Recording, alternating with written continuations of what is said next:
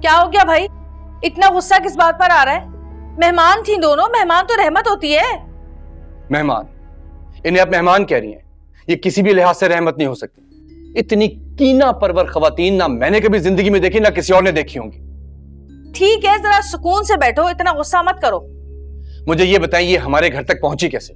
ये यहाँ पे करने क्या आई हैं? अरे इतनी मोहब्बत से तो पेश आई हैं दोनों, कौन सी कयामत आ गई अगर वो आ गई इस घर में तो। बिला वजह तुम मुझ पे गुस्सा कर रहे हो।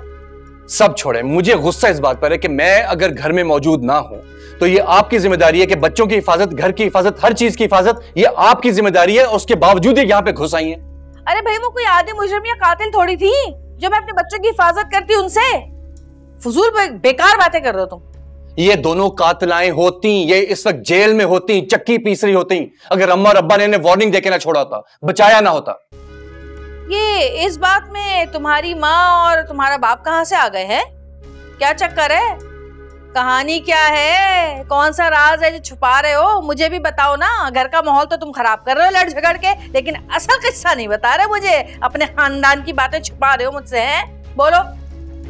ये छोड़े इन्हें। नहीं भाई नहीं, बताओ मुझे सब सुनना है।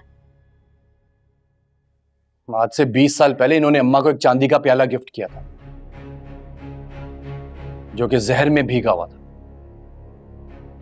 वो तो अम्मा इन्हें नापसंद करती थी।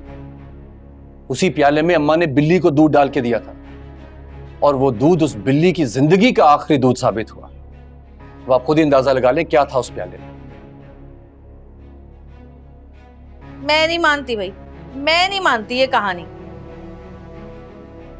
नहीं भाई नहीं, मैं ये कहानी नहीं मानती। मुझे तो उन दोनों में कोई बुराई नजर नहीं आई। तो जाके अपनी आंखें किसी डॉक्टर को दिखाएं, क्योंकि आपके मानने या ना मानने से मुझे कोई फर्क नहीं पड़ता।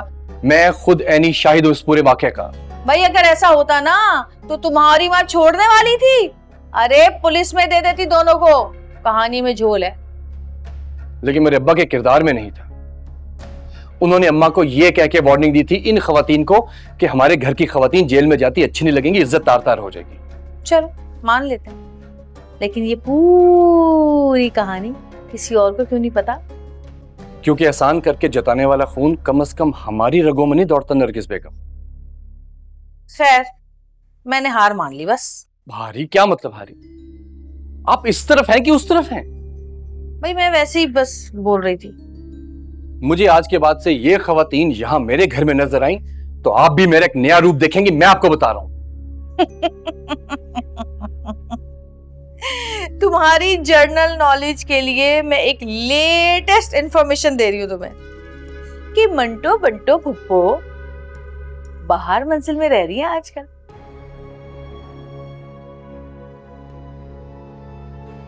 खाना लगाऊं? भूख मर गई है मेरी।